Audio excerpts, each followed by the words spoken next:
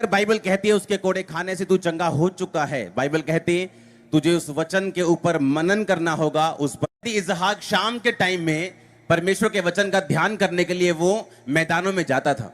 उसे मालूम था मेरी पत्नी परमेश्वर की ओर से है, लेकिन 20 साल से बांझ है, ये बच्चा नहीं जन्म पा रही, क्योंकि कोई भी दिक्कत हो सकती है।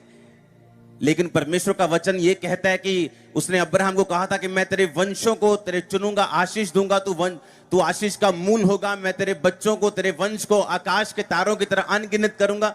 सारे वायदे उसके बाइबल में, उसके वचन में लिखे थे, उसके सारे परिवार की हिस्ट्री में लिखे थे। लेकिन अभी भी उसकी पत्नी बांझ थी, और इसीलिए बाइबल कहती शाम के टाइम वो परमेश्वर के वचन पर ध्यान देने के लिए, मनन करने के लिए शाम के टाइम वो जंगलों में, मैदानों में जाता था, ताकि वो वर्ड पे वो मनन कर सके और परमेश्वर के उस मनन से उस वर्ड को, उस वचन को अपनी जिंदगी में पूरा होते हुए देख सके।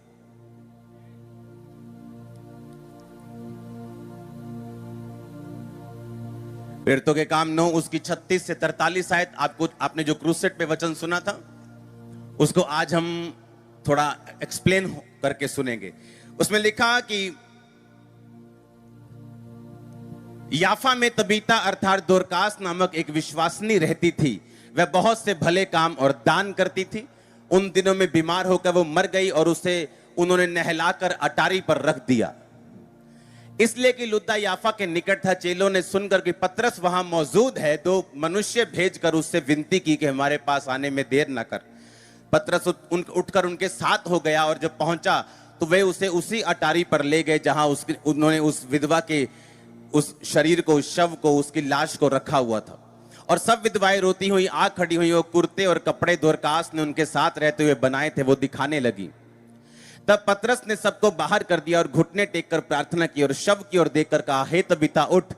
तब उसने आंखें खोल दी और पतरस को देखकर उठ बैठी, और उसने हाथ देकर उसे उठाया और पवित्र लोगों और विधवाओं को बुलाकर उसे जीवित उठा दिया। अब मेरी बात सुनो, पिछली आयत को दोबारा से पढ़ेंगे।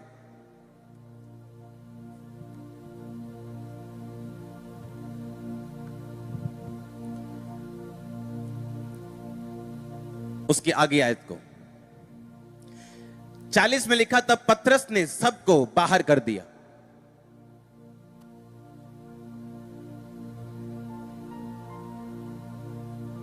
हालेलुया। पतरस ने सबको क्या कर दिया? किनको? वो कौन थे? हां, रोने वाले लोग थे। तारीफ करो जोर से। कौन थे वो रो रहे थे, हाय ये क्या हो गया, एक भला आदमी मर गया। वो आदमी मर गया जो दान करता था, वो औरत मर गई जो कपड़े बना के हमें देती थी। हाय मर गई, मर गई, मर गई। हाय प्रभु ने ऐसा क्यों किया? जब पतरस अंदर आया तो उसे मालूम था कि मैं इसको जीवित नहीं कर सकता जब तक ये लोग बाहर ना जाएंगे।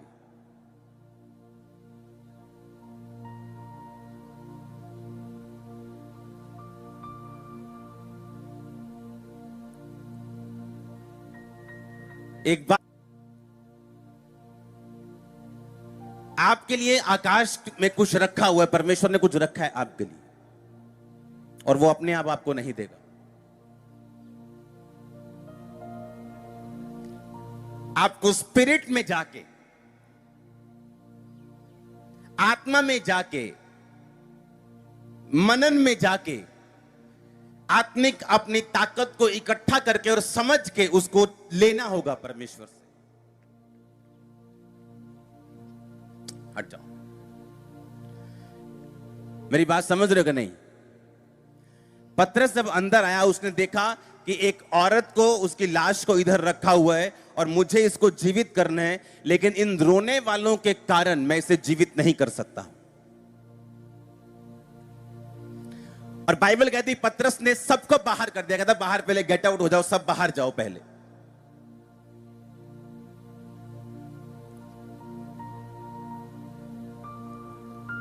याकूब को मालूम हुआ उसका भाई 400 बंदे लेकर उससे मिलने के लिए आ रहा है। उसे मालूम था मिलने थोड़ी आ रहा है, वो तो मेरा कत्ल करने के लिए आ रहा है। बाइबल कहती है वो उसने सभी औरतों को, सभी बच्चों को, सारे भेड़ों, बकरियों, गायों, सभी नौकरों को अपने आगे भेज दिया।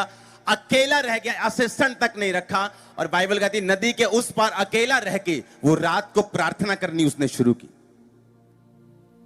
आपकी प्रॉब्लम्स रियल हैं, बीमारियां रियल हैं, आपका फाइनेंशियल स्ट्रगल, आपकी मैरिज में स्ट्रगल, आपकी फैमिली में गड़बड़ रियल है। और जब तक आप रियल आत्मिक नहीं हो जाएंगे, आप इन प्रॉब्लम से कभी भी निजात नहीं पा सकते, आप कभी इनको हैंडल नहीं कर सकते। एक है शरीर में हैंडल करना कि 400 बंदा लेके वो आ रहा है और 400 बंदा लेके आप चले जाएं, फिर देखी जाएगी वो मरता है कि ये मरता है। पर उसे मालूम था कि मैं शरीर में इस युद्ध को नहीं लड़ सकता जो परमेश्वर ने आपके सामने रखा है। हालेलुया।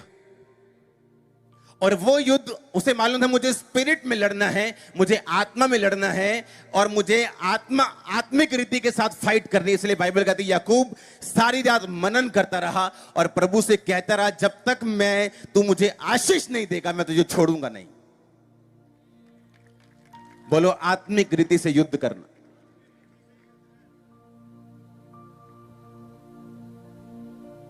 प्रॉब्लम तो यह है कि आपका बेटा नशे करता है।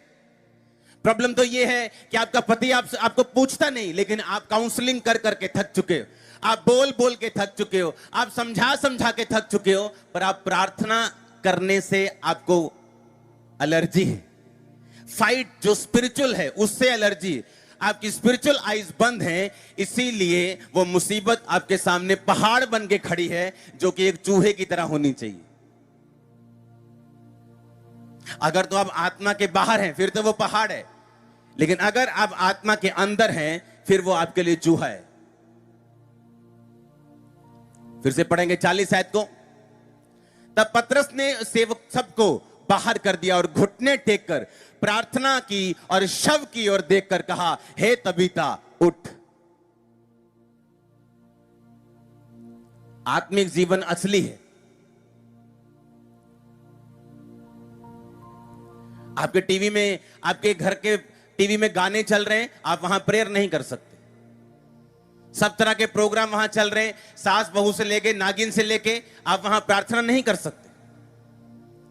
आपको लगता है परमेश्वर दिल देखता है, तो यहां भी परमेश्वर दिल ही देखता है। अगर गिफ्ट था तो वहीं वो लोगों के सामने उसको उठाकर खड़ा कर देता। तो पतरस जो परमेश्वर से अभिषेक था, परमेश्वर का प्रेरित था, बाइबल कहती है उसने सबको बाहर निकाला। बाहर निकालने के बाद वो कर पाया जो वो करना चाहता था, क्योंकि इन चीजों में आत्मिकता लगती है। और आत्मिक होने के लिए बाइबल कहती है जब तू प्रार्थना करे तो द्वार बंद करके, चिटकनी लगा के द्वार बंद करके अपने पिता से गुप्त में प्रार्थना कर। तेरा पिता जो गुप्त में तुझे कहते हुए बोलेगा, तेरा न्याय करेगा और तेरी प्रार्थना का उत्तर देगा। हमें अकेले प्रभु के साथ जब तक हम समय नहीं बिताएंगे, हमें मालूम नहीं होगा हम कौन हैं, हम किस लिए बुलाए गए हैं, आगे परमेश्वर की योजना क्या है, जो परमेश्वर ने मेरे लिए रखा हुआ है उसको कैसे जमीन पे उतारना है, क्योंकि वो तब तक आसमान में ही खड़ा रहेगा, जमीन पे नहीं उतरेगा। आप कहेंगे मेरे लिए प्रोफेसी हुई थी, फलाने देश में फलानी जगह पे फलाने लोग ने की थी, लेकिन वो अब तक पूरी नहीं हुई, 15 साल हो गए। ऐसे भी लोग हैं जो 90 साल के होके मर गए और कहते थे प्रभु हमें यूज करेगा। वो कहता था लेकिन उसने किया नहीं, क्योंकि प्रोफेटिक वर्ड लेने के बाद आपको एक लड़ाई को लड़ना होता है। वचन सुनने के बाद, यीशु मसीह की इच्छा जानने के बाद कि मैं तेरे वंश को बचाऊंगा, मैं तुझे ब्लेस करूंगा, मैं तुझे हील करूंगा, मेरे कोड़े खाने से चंगा हो चुका है, इस वचन को सुनने के बाद हमें एक स्पिरिचुअल फाइट करनी होती है, उस वचन को अपनी जिंदगी में पूरा होते हैं देखने के लिए। अदरवाइज वो वचन सिर्फ लिखा हुआ रहता है, हमारी लाइफ में पूरा हुआ नहीं रहता। उसका एक रोल है, आपका भी एक रोल है। आमीन। सबको बाहर करने का मतलब क्या? वचन पर ध्यान देना है तो मैदानों में जाने की क्या जरूरत है? अकेले शांत नेचुरल स्थान पे जाने की क्या जरूरत है? वहीं भेड़ बकरियों के पास इसहाक कर लेता तो अपनी वाइफ के पास ही वहीं कमरे में रह के ध्यान कर लेता तो, लेकिन बाइबल कहती वो अलग जाया करता था। पतरस, याकूब, यूहन्ना प्रार्थना करने के लिए बाहर स्थानों में जाया करते थे। बाइबल कहती पौलुस शाम को, दोपहर को कहीं शहर के बाहर प्रार्थना करने के स्थान ढूंढने जाया करते थे, जहां वो बैठकर प्रेयर कर सके और परमेश्वर से उन चीजों को ले सके जो परमेश्वर ने उनके लिए रखी हुई। पर हमारे घरों में टीवी बंद हो तो ही तो हम प्रेयर करें, वो गाने बंद हो, वो सीरियल बंद हो, तभी तो प्रार्थना करेंगे। वो मोबाइल, व्हाट्सएप, वो फेसबुक से छुटकारा मिले तो प्रार्थना करेंगे। आपको डिस्ट्रैक्शन फ्री होके, आपको कट आउट होके, कुछ देर के लिए दुनिया से अलग होके, कुछ देर के लिए फोन से अलग होके, कुछ देर के लिए आपको सबसे अलग होके प्रार्थना में जाना है। आप रियल क्या हैं, आपको उसी प्रेयर में मालूम होगा आप रियल कौन हैं, आप रियल, आपकी आइडेंटिटी क्या है। अब तक जो लोग समझते हैं कि हम एक ग्रेटेस्ट लेवल को पा चुके हैं, ये मिनिस्ट्री एक लेवल को हासिल कर चुकी है, अभी तक जब मैं परमेश्वर की प्रेजेंस में जाता हूं, अभी तक वो मेरे लिए बात करता है कि तुझे आने वाले समय में ऐसा करना है, अपने नाम के विषय में ऐसा करना है, अपने पीछे इस मिनिस्ट्री के इस विषय में अभी तक। और मैं हैरान होता हूं जब, और बैठना मतलब बैठ जाना। आप जब अपने बेस्ट फ्रेंड के पास बैठते, आप आधा घंटा देख के नहीं बैठते, आप बैठ जाते हैं। उठते वक्त आपको लगता है कि यार अभी तो 6 घंटे ही हुए हैं। वो आपसे बात करना चाहता है और आपको छुटकारा देना चाहता है। वो आपको ऐसे स्थानों में लेके जाना चाहता है जो आपने सोचे भी नहीं, और वो आपको वो देना चाहता है जो आपने इमेजिन भी नहीं किया, लेकिन उसके लिए आपको मेहनत करनी होगी। आमीन। आपको परमेश्वर की प्रेजेंस में बैठना होगा मिरेकल के लिए। अगर पतरस को मालूम है मुझे एक मिरेकल चाहिए, इस टाइम मुझे ये मुर्दा जिंदा करना है, वो डिस्ट्रैक्शन फ्री माहौल चाहता था। वो चाहता था कोई उसे डिस्ट्रैक्ट ना करे, कोई ऐसी आवाज उसके कान में ना पड़े जो उसके विश्वास को हिलाए। उसे याद करना था यीशु मसीह के उन चीजों को जहां यीशु मसीह ने मुर्दों को जिंदा किया। उसे दिमाग में रखना था जब परमेश्वर ने मुर्दों को जिंदा किया, जब परमेश्वर ने उसको सामर्थ दी, जब प्रभु ने उसे मसा दिया, परमेश्वर आज भी एक सा है। उसे वो सब बातों को ध्यान करना था और उसके बाद उस अंदर से पावर को रिलीज करना था कि तबीता उठ जा, हालेलुया। लेकिन अगर उसके कान में आवाज पड़ती हाय मर गया, वो कर नहीं पाता। कौन सी आवाज आपके कान में जा रही? सब एक ही है। ये आवाज जा रही या यीशु ही परमेश्वर है ये जा रही? आपके आसपास की कौन सी आवाज आपको इफेक्ट कर रही? कौन सा दोस्त आपसे क्या कह रहे हैं? उसे लाइट में जांचना है। कौन सी लाइट? डे लाइट नहीं, यीशु मसीह के वचनों की लाइट में। कौन सी आवाज आपके कान में जा रही? क्या वो व्यभिचार की है? क्या वो चोरी की है? क्या वो अविश्वास की है? क्या वो अविश्वासियों की है? क्या वो रिश्तेदारों की है जो परमेश्वर के नहीं है? कौन सी आवाज आपके कान में जा रही? आपको चेक करना है। अगर वो आवाजें आपके कान में जा रही हैं तो आप वो नहीं ले सकते जो आप चाहते हैं या जो परमेश्वर चाहता है। आपका रिश्तेदार कह रहा है ओ ना बहन जी सॉरी किया, और आप हाँ बहन जी की नाराज करा मैं तेनू हूं। मुंह खोलना है और बताना है कि सब बसें लुधियाना नहीं जाती, सब रास्ते स्वर्ग में नहीं जाते। जिस मर्जी बस में बैठ जाओ तुम जलंधर पहुंच जाओगे, ऐसा नहीं होता। अगर चर्च में आना है, जलंधर आना है, तो वही बस में बैठना पड़ेगा आपको। अब वो क्या लगता है, आप अगर आपके जिनके बच्चे हैं, आपको क्या लगता है आप अपने बच्चों को कंफ्यूज करोगे? बेटा जिस घर में मर्जी जा तेरा बाप तेरे वही मिलेगा, ऐसा होगा? मैं आ जाऊंगा, ऐसा नहीं होगा। हमें अगर बाप के अपने घर में जाना है तो हमें उसी एड्रेस पे जाना है। और आप कभी नहीं कहते बेटा कोई गल नहीं मैं तेरा डैडी है, तो सारे तेरे डैडी है कोई गल नहीं, आप ऐसा बोलते हैं? नो, आप बोलते हैं बेटा मैं तेरा बाप हूं, मैं ही तेरी केयर करूंगा, मैं ही तुझे सुरक्षित रखूंगा, दूसरों पे विश्वास मत करना। लेकिन अगर आप उसके बाप नहीं है, आप बोलेंगे बेटा जहां मर्जी चला जा, क्योंकि उसे फर्क नहीं पड़ता। लेकिन जो बाप होता है वो बोलता है मैं तेरा बाप हूं।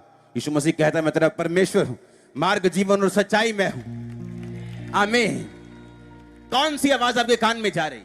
वो अविश्वास की है, वो शैतान की है, वो लोगों की है। अगर ऐसी आवाजें आपके कान में जाती रहें तो आप वो नहीं ले सकते जो परमेश्वर चाहता है। पतरस ने कहा सबको बाहर कर दो, चलो चलो सब बाहर, रोने वाले, किरलाने वाले, कीरने पालने, सब बाहर चले जाओ, सब आउट हो जाओ। और उसको कंसंट्रेट करना है, उसको प्रेयर करनी है, उसको परमेश्वर के साथ जुड़ना है, उसको कनेक्शन बनाना है परमेश्वर के साथ, जो पॉसिबल नहीं होगा इस माहौल में। और फिर हम कहेंगे हम तो क्रिश्चियन है, लेकिन तुम क्रिश्चियन तो हो। प्रेरितों के काम 8 उसकी 26 से 40 आयत। प्रभु के एक स्वर्गदूत ने फिलिप्पुस से कहा, फिलिप्पुस वही जो मसा किया गया था प्रेरितों के द्वारा, उठ और दक्षिण के उस मार्ग में चला जा जो यरूशलेम से गाजा को जाता है, वह रेगिस्तानी मार्ग है। यह 100 मील दूर था और तब बाइक नहीं होते थे कि चल मुंडिया पल्सर अपना कार आंदे चलिए, तो गड्डी की चाबी को आंदे चलिए। परमेश्वर ने कहा उस स्थान को चला जा दक्षिण की ओर जो यरूशलेम से गाजा को जाता है, और रेगिस्तान जहां वो बैठा था वो बड़ा अच्छा स्थान था, वो बड़ा भरपूर स्थान था, लेकिन प्रभु ने जहां जाने के लिए बोला वो रेगिस्तानी स्थान था, सूखा हुआ। और परमेश्वर ने कहा निकल जाओ, और पैदल निकल गया। वो उठकर चल दिया, और देखो कूश देश का एक मनुष्य आ रहा था जो खोजा कुशियों की रानी कंदाके का मंत्री खजांची था, वह आराधना करने यरूशलेम आया था।